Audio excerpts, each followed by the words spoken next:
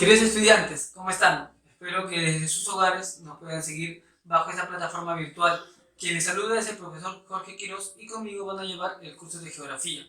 Como ustedes saben, debido a esta pandemia que está muy bien en la actualidad, nos hemos alejado de las aulas, mas no así de su enseñanza-aprendizaje que ustedes deben continuar. Empecemos entonces con el primer tema de nuestro curso, que se titula Teoría de la Geografía. Y para poder entender qué es la geografía, vamos al origen de esta palabra, es decir, cuál es la etimología.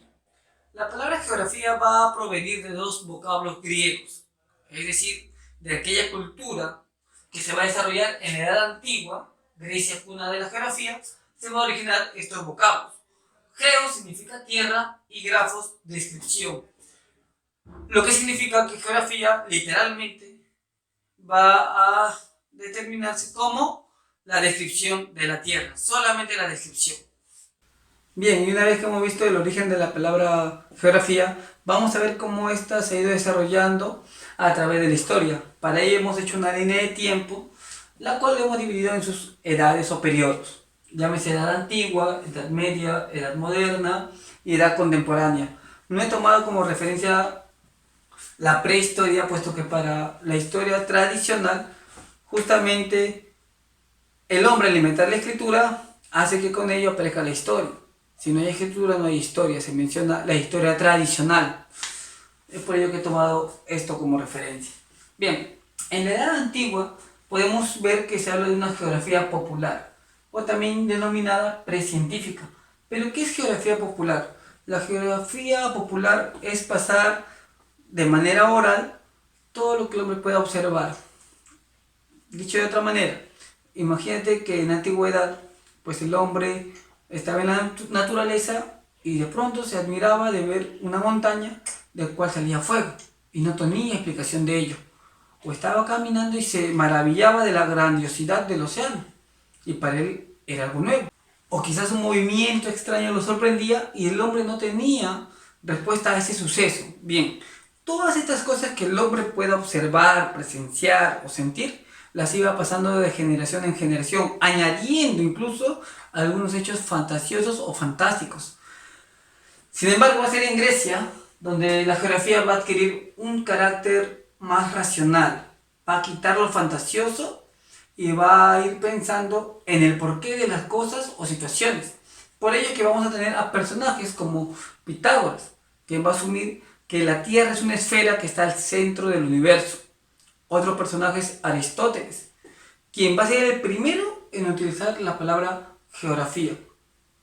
Otro, ya un poco más lejano, va a ser Ptolomeo, quien va a mencionar la teoría geocéntrica, que la Tierra está al centro del universo y todo gravitaba alrededor de ella. Sin embargo, el personaje que voy a tener en mención para la Edad Antigua va a ser Hecateo de Mileto, quien es considerado el padre de la geografía, ya que va a recorrer Asia y Europa y va a empezar a describir en su libro Los viajes todos los hechos geográficos que va a ir observando. Es por ello que a él se le llama el padre de la geografía.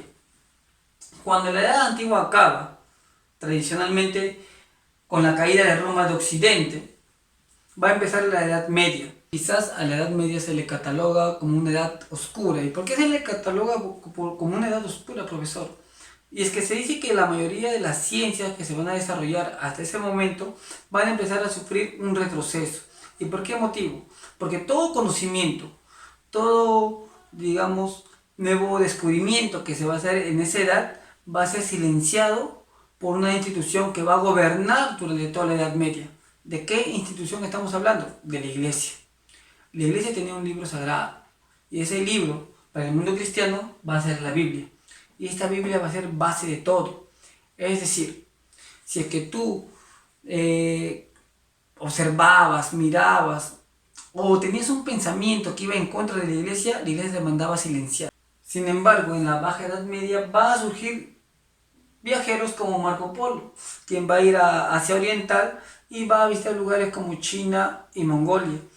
Va a relatar también todas esas travesías en su obra denominada El Libro del Millón, y van a aparecer otros personajes como los aventureros españoles y portugueses, quienes le van a dar otra temática y otra visión al mundo geográfico de la época. Justamente a esto se le va a denominar el renacimiento o el renacer de las ideas. ¿Y dónde se ve ello?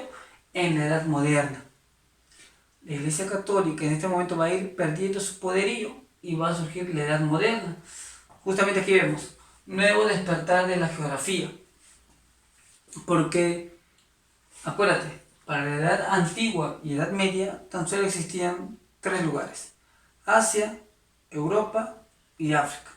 Sin embargo, vemos que la Edad Media termina con la toma de Constantinopla para algunos o con el descubrimiento de América para otros. Al descubrir, entre comillas, América, aparece un nuevo continente y va a ser todo un, digamos, terremoto científico de la época, porque en la Biblia no mencionaban ello y van a empezar a criticar justamente eso. Entonces se va a dar el nuevo despertar de la geografía y el hombre va a empezar a razonar, a pensar y ver que quizás hay otras maneras de que ellos puedan, pues, ¿no?, comprender las cosas. El hombre en esta edad incluso se va a poner a repensar sobre su misión en la tierra. Es decir, que va a empezar a cuestionar todo. En esta edad moderna vamos a tener un personaje importante que va a ser Bernardo Barenius, quien en su libro Geografía General va a dar una nueva división a la geografía. Va a dividirlo en geografía general, que abarca todos los campos de la geografía, y geografía regional. ¿Cuál es esta, digamos, diferencia, no? Geografía general es todo. Por ejemplo, yo puedo decir los océanos. Son todos los océanos que existen. Los continentes, los departamentos. En cambio, geografía regional es algo individual.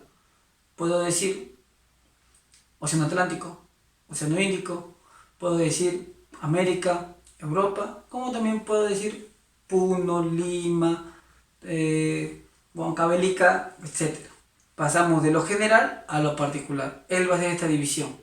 Terminando con la Edad Moderna, vamos a ver que se va a iniciar la Edad Contemporánea, la cual va a abarcar desde la Revolución Francesa hasta nuestros días. En esta Edad Contemporánea, en el siglo XVIII, va a aparecer la figura de un alemán que va a cambiar rotundamente la visión de la geografía.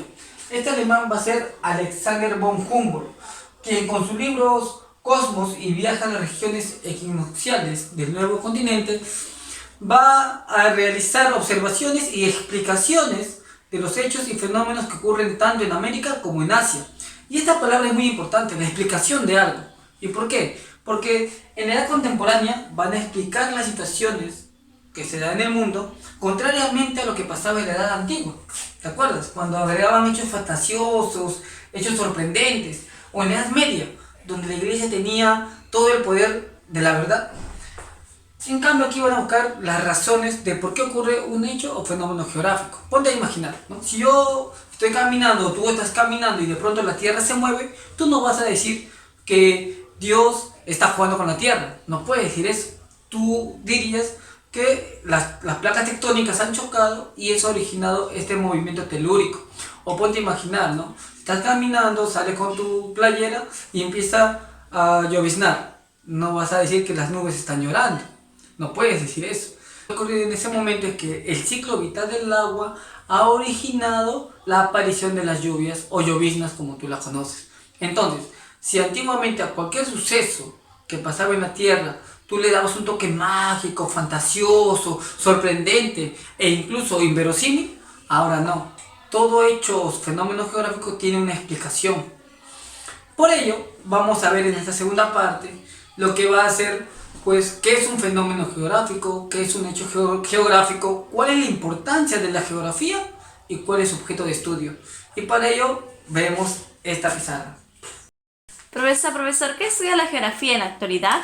Interesante pregunta. La geografía en la actualidad va a ser una ciencia que estudia la interrelación del hombre con su naturaleza. Y esto es muy importante, debido a que en su origen nos podemos acordar que la geografía significaba descripción de la Tierra.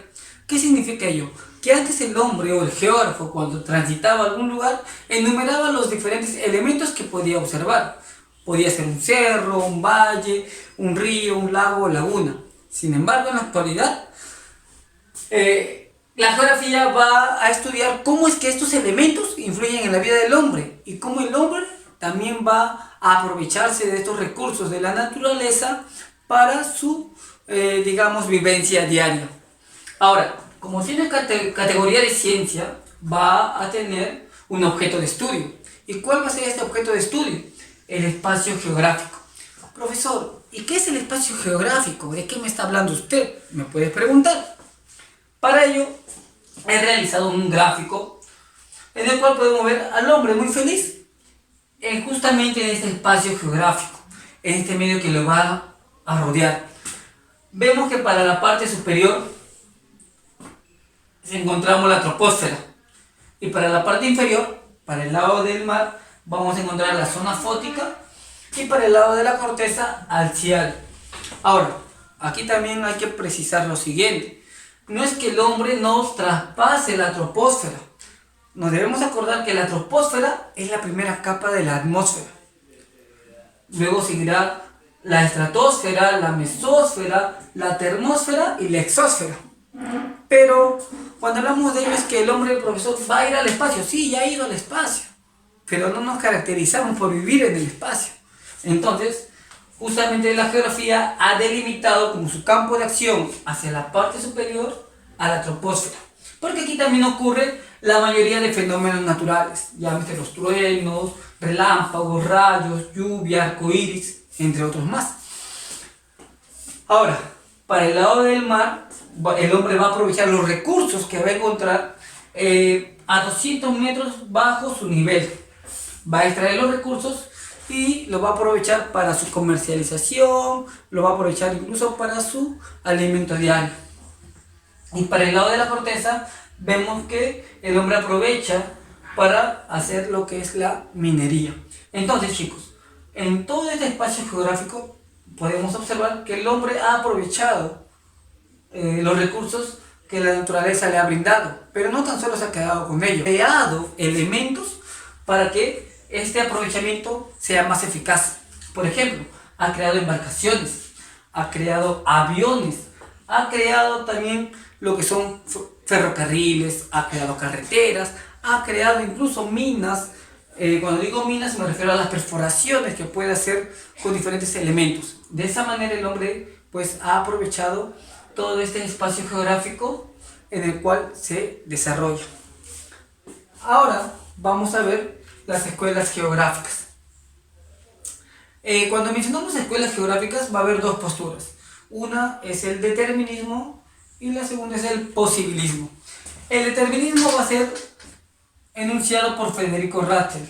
Este alemán mencionaba que si bien es cierto el hombre vivía en un espacio geográfico, va a ser los elementos naturales quien va a condicionar la vida del hombre. Y se puede entender de cierta manera. Por ejemplo, imagínate, agarras sus cosas y tú dices, mamá, papá, ¿sabes qué? Ya me cansé de vivir en Comas. No me gusta la zona baja, quiero ir a la zona alta, quiero ir a vivir al Everest o quiero ir a vivir al Huascarán, a la cima del Huascarán. No podrías vivir ahí porque, número uno, tiene una gran altitud. Número dos, no hay carreteras que te ayuden a llegar a la cima del Huascarán. Y número tres, el frío que hace en el Huascarán pues simplemente imposibilita la vida de personas en ese territorio. Ojo, puedes escalar, sí, mas no puedes tener una vida diaria como sociedad en ese lugar. Entonces, ante ese ejemplo podemos decir que el medio geográfico es superior a la acción del hombre, condiciona al hombre.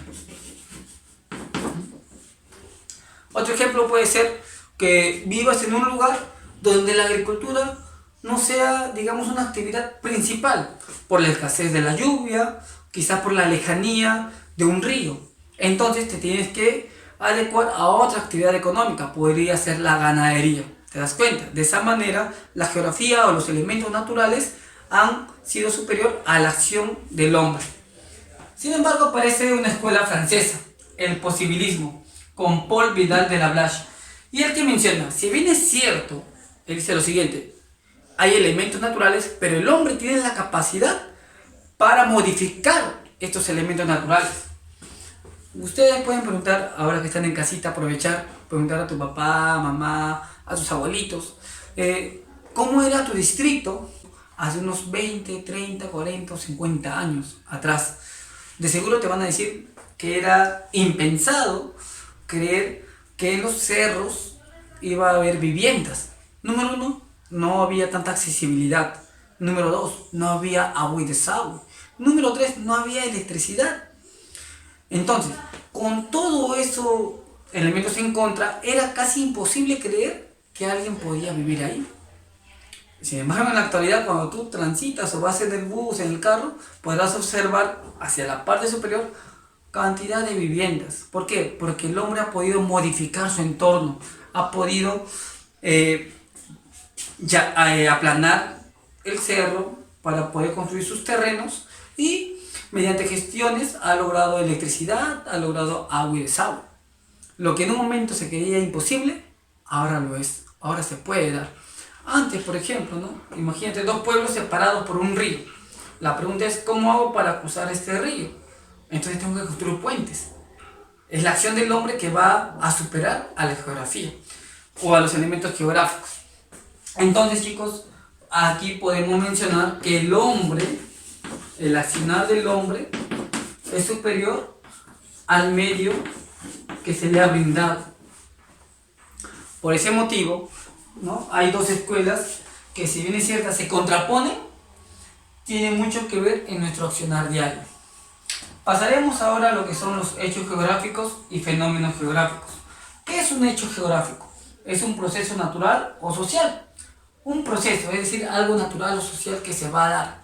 Por ejemplo, podría ser el viento, que es un proceso natural que de por sí se da. Podría ser la permanencia del oxígeno en la atmósfera, porque sin ello no podríamos vivir. Entonces, un ejemplo podría ser el viento. Profesor, también puede ser un proceso, los nacimientos. Sí, los nacimientos es algo natural y que tiene que ver también con lo social. Podría ser, profesor, la construcción de una carretera. Claro, de hecho, es un proceso en el cual se encarga de unificar ciudades o hacer un nuevo medio de comunicación. Aquí podríamos poner también las carreteras, por ejemplo.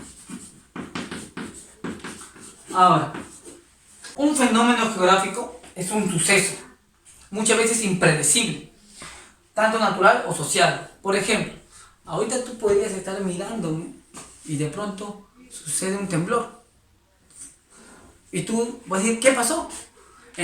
Porque es algo que ha sido de manera impredecible. No se esperaba o no esperabas tú que ocurriera ello. Podríamos poner aquí un sismo.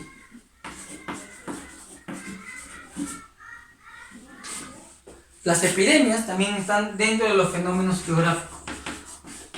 Un ejemplo de epidemia. Casi al terminar la Edad Media va a ocurrir en Europa una epidemia que va a acabar con 3/4 partes de todo ese continente, llamado la peste negra. En la actualidad estamos viviendo otra epidemia, el llamado coronavirus, que ya lo han catalogado como pandemia. Esta epidemia o pandemia es un fenómeno geográfico. ¿Qué significa ello? Profesor, ¿un fenómeno aparece y desaparece? Sí, el coronavirus ha aparecido y va a llegar el momento en que va a desaparecer. Sin embargo, todo fenómeno afecta al hombre y va a traer consigo consecuencias negativas o catastróficas. Por ello, es muy importante conocer todo esto y seguir las recomendaciones en casita. Entonces, chicos, espero que se haya quedado bien la diferencia entre lo que es un hecho geográfico y un fenómeno geográfico. Bien, y ahora vamos a ver los principios geográficos. Y esto es muy importante dado que ellos nos van a ayudar a comprender cualquier hecho o fenómeno geográfico. Son 6 principios. Vamos a utilizar a nuestro país, Perú, para poder hacer un ejemplo de cada uno de ellos. Primer principio, localización, o también llamado principio de extensión, que va a ser propuesto por Federico Ratzel. ¿Qué nos va a decir este principio? Que todo hecho o fenómeno geográfico debe ser ubicado en el lugar exacto donde ocurre. Si yo te preguntase dónde se ubica Perú, quizás muchos de ustedes me dirían, se ubica en el mundo. Y su respuesta está bien. Lo malo es que no me has dicho el lugar exacto. El lugar exacto sería que se ubica en el continente americano, en la parte sur de este continente, y que es el país más occidental de dicho continente o subcontinente sudamericano. Descripción, o también llamado principio de generalización, que va a ser propuesto por Paul Vidal de la Blache. En este principio de la descripción nos van a señalar que debemos nombrar las características de un hecho o fenómeno geográfico. Si yo te preguntase características de Perú, por ahí usted me puede decir, nuestro país posee diversidad climática, nuestro país posee costa, sierra y selva. Y está bien porque estás describiendo o dando características de nuestro país. El principio de comparación, que también es llamado analogía, va a ser propuesta por Carlos Ritter. ¿En qué consiste este principio de comparación? Consiste en buscar semejanzas y diferencias de un hecho o fenómeno geográfico. Y ojo, aquí tú tienes que comparar hechos o fenómenos de la misma especie. ¿Qué significa ello? Si ahorita estoy utilizando a un país llamado Perú, tú tienes que compararlo con otro país. No lo puedes comparar con un distrito, no lo puedes comparar con un desierto. En otras palabras, podemos decir lo siguiente, que Perú en extensión es más pequeño que Brasil, pero más grande que Ecuador. Estamos comparando. Causalidad, también llamado el principio de explicación, que va a ser propuesta por el padre de la geografía moderna, llamado Alexander von Humboldt. Y este principio de causalidad nos va a ayudar a buscar las razones o el porqué de un suceso. Si yo te preguntase por qué nuestro país tiene diversidad climática, la respuesta sería, buscando una razón o una causa, por la presencia de la cordillera de los Andes. La cordillera de los Andes actúa como una divisoria de nuestro país y nos va a condicionar con una gran diversidad climática. El quinto principio se denomina principio de actividad o evolución, que va a ser propuesta por Jan Brunes. Este principio nos menciona que todo está en constante transformación. Si tú revisas un mapa del Perú del siglo XVI, XVII, XVIII, XIX, XX, XXI, te vas a dar cuenta que nuestro país poco a poco ha ido disminuyendo su territorio. ¿Qué significa ello? Que ha habido cambios, que ha habido transformación territorial. Y el último principio se llama el principio de relación o conexión, también propuesta por Jan Brunes, y nos menciona que todo está vinculado. Nuestro país no es un país aislado. Posee fronteras, por ejemplo, con el país de Ecuador, Colombia, Brasil, Bolivia y Chile. Además que estamos conectados con el Océano Pacífico a través del Mar de Grado y también con el Océano Atlántico, dado que podemos llegar hasta ese lugar a través del río Amazonas. Significa que nuestro país está ubicado en un lugar estratégico y puede conectarse con diversos países del mundo. Bien, jóvenes, ha sido un gusto para mí compartir esta clase y puedan ahora resolver el cuestionario que viene a continuación de 10 preguntas, para lo cual tienen 15 segundos por cada pregunta para poder resolver y puedan ustedes acertar todas. Muchas gracias, conmigo será hasta la siguiente semana. Nos vemos.